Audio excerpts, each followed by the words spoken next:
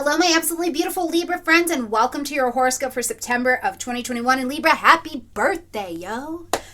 Very exciting times. It's the beginning of your annual year, your fresh start, your personal new year is happening this month, and that's very, very exciting. So when we get to mid-month, we're going to celebrate that happy birthday time, but we want to get through some of the 12th house energies that we also need to navigate before that. But ultimately, I have to tell you, Libra, even with it being birthday month, high retrogrades in the sky, and Mercury going retrograde in your sign, I feel like this is a lovely setup for your new year because it's really powerful. And one of the positions of power that I feel very strongly for you this month is the understanding, Libra, that when we were in March, when we were in springtime, okay?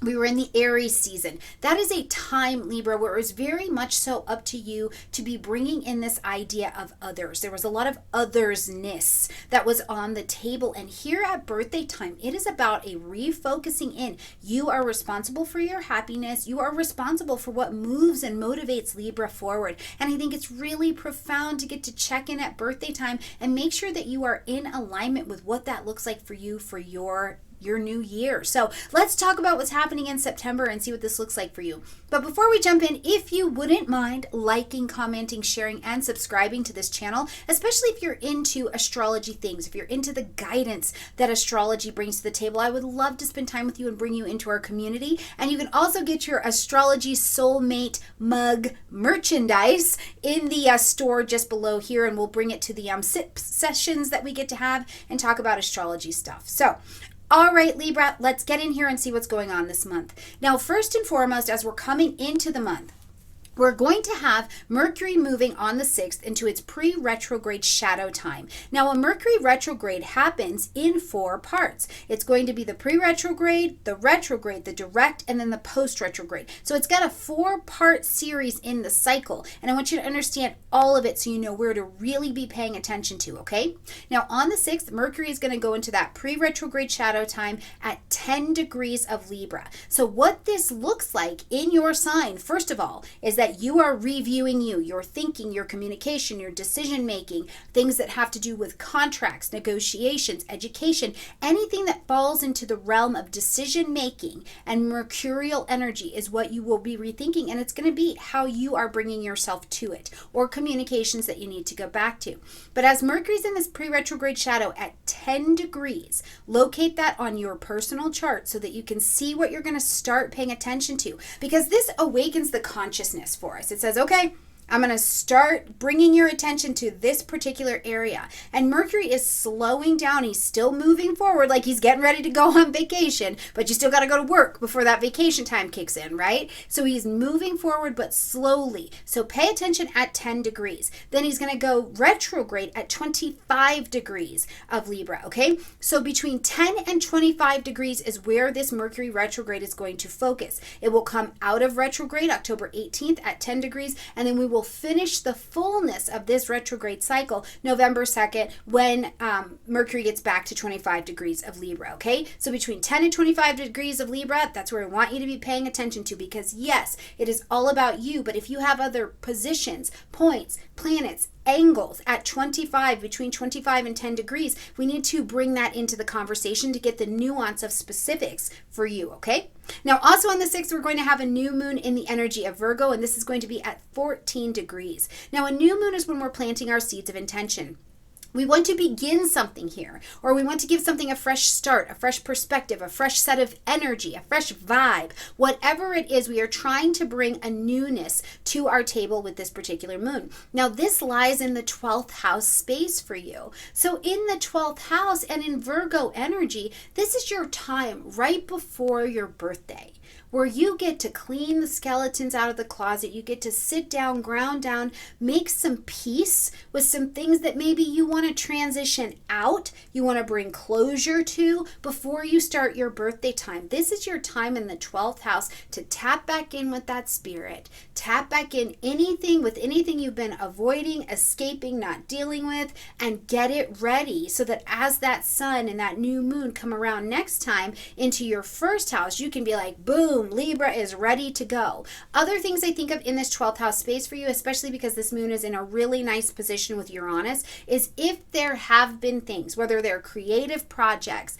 they are traumas, they are things that maybe you've been avoiding, if there's been medical issues, mental health issues, spiritual issues that have come up, this Uranian interaction here is going to give you new ideas on how to Virgo it. Get it organized and make it healthy, right? So this is a lovely new moon. I hope you have your rituals ready. I hope you're ready to clean out this 12th house space. Let there be light, let there be beauty, and get you ready for birthday time. Now, when we get to the 10th, we are going to see Venus move into the energy of Scorpio, okay? Venus in the energy of Scorpio lights up your second house space. Now, Venus is a natural ruler of the second house. So even though she's considered to be in detriment or uncomfortable in the energy of Scorpio, there is a resonance of comfortability here. Now, Venus dropping down into your second house, Venus brings gifts. She brings beauty. She brings a harmony. She brings a magnetism to this particular area of your chart. So financially, this is a time where, you maybe don't have to work as hard for financial things to come your way. And that includes if you're making a budget, passive income, have creative skills or talents that you're ready to take out. But whatever it is, you're going to do it with Scorpio qualities pretty seriously. You're passionate, you're intense, you are intentional about what's happening in this particular area, and you're not taking it lightly. Scorpio is not just taking it lightly. Now, Scorpios, we don't always give them all the credit for it, but Scorpios are phenomenal networkers. So this is a great time with Venus here in your second house of money, possession, self-worth. Go out, network, even if it's online networking, whatever you need to do to beef up and magnetize this particular area of your life. We can see Venus really helping you here.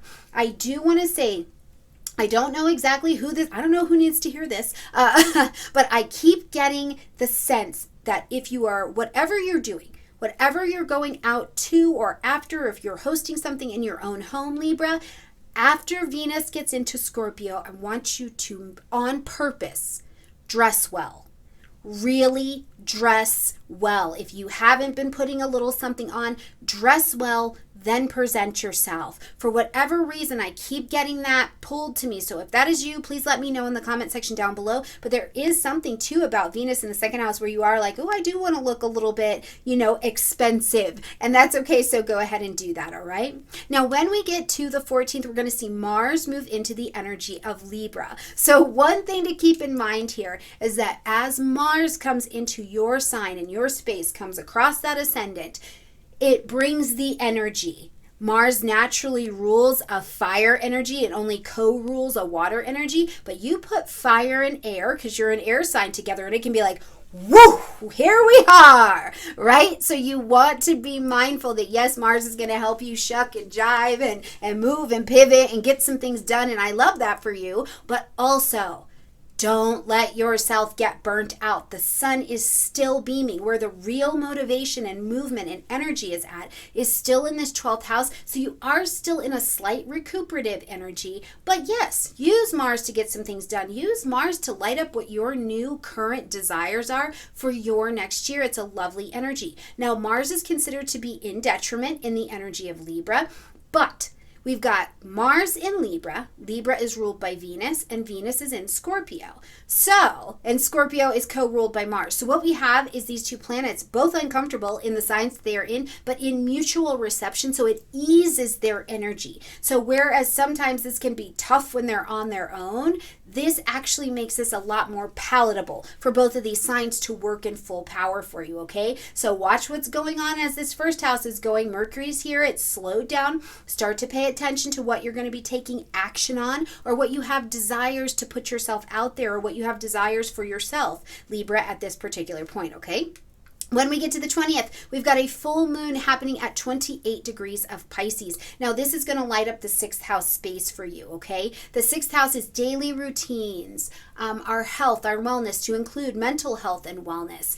It is also going to be any medical things that you need to have done, being of service to other people. I put small pets. I'm thinking gerbils, the fish, the hamster, cats. Yeah, I put some cats over here as well. Chihuahuas, they can get in the bag as well. So small all animals are going to be in this house as well. With a full moon, it says it's time for something to be ended, acknowledged, or adjusted. We need to create a shift in this particular area. The lights are on in the sky. It's not dark. Okay, you can see in a way that your conscious, your subconscious, your unconscious is very much so lit up in this particular area. So in Pisces, what in your daily routine is not creative, is not flowing, is not, really celebrating, Libra, that you are allowed and you should be taking advantage of owning space on this planet and living in the flow of that permission, right? So look at that. Pisces, getting things out, bringing things to culminations, transmuting things, transitioning things. It is the creativity of poetry, of art, of colors, of watercolors, of moving between the worlds. One of the questions at the full moon I'm going to ask you, especially as we head towards birthday time, Libra, is do you have a daily practice that is grounding your spirit in your mind in such a way that you know that no matter what is coming around the corner, no matter what happens at any 5 minutes of the day, you are safe and protected in the hands of the universe? Do you have a practice in your life that has you that comfortable and that humble enough to acknowledge and use and work with that flow? This is a great moon to get those things sorted out. And we'll talk more about this moon in the moon specific video as well, okay? On the 22nd, happy birthday to you. That is all I have, Libra, but happy birthday. The sun moves into the energy of Libra, bringing light, heat, life, and vitality. It brings your birthday season around. Now you are motivated to do you. Mars is here. Mercury is here. There is a lot going on in the power of this first house. Now we do still have Venus in the second house, and at this point in the month, after the sun comes down into your first house, I do want to tell you that I think you have a lot more financial clarity, and some of this financial clarity, Libra, has to do with how you are interacting with groups or how you are interacting with friendships, people that can connect you and almost network you out. Okay, now your sun, the sun moving into your sign also walks us into the autumn equinox. So now we are just here in a new season. It is time to be mindful. You're going to have Mercury retrograding in just a couple days in your sign. It is time to be mindful. Since 2020, what have you seen? How have you changed? What have you been through? Right? Because it's time now to shake off the summer season, to shake off spring, and get ready to participate fully in the power, in the passion of the season that you literally represent. It is time to shift. Take the lessons, take what you've learned, take what you need, leave the rest, and let's move into autumn together. Shoulders back, ready to do this, okay? Now, on the 27th, we will have Mercury move officially into that retrograde at 25 degrees of Libra. So right here in your first house, you're going to be reviewing you. You're going to be reviewing what you think, how you move, how you communicate, what you want, yourself in relationships. All of these things become abundantly available for you to be considering. Now, Mercury is also the ruler of both your 9th and your 12th houses. So I wouldn't be surprised at all, Libra, if you're truly not having a spiritual or a belief resetting that is coming to you. Do you have plans in your life that you thought, okay, this is for sure the thing, and you're finding out during this retrograde that you're like, yeah, that is actually not in alignment with where I'm going. I need to rethink this educational path. I need to rethink this travel. I need to rethink this lawsuit, right? Those are things that you can consider as those other signs are ruled by Mercury in your general reading. And how I came to that, in case you want to look at it in your own chart, is it's Mercury, who's the planet having the event. He's going retrograde, so turning backwards. And you want to look at what other signs this particular planet rules. It rules in the general, your 9th house, Gemini, and your 12th house, Virgo. So as you're looking at your own particular charts, where are those signs sitting? Because it'll give you some nuance of what could definitely be coming to pass, okay? All right, my absolutely beautiful friends, I hope you have a gorgeous birthday. And before you get to your birthday, I hope you really do take some time to bring this last year to an end. Spend some time with you and see what you have learned, where you have grown, what you know now, and what you're willing to say no to so that you can say yes to something else in this next year, and what you're willing to say yes to so that you can say no in your next year as well. All right, you guys, I love you a ton, and I'll see you next month.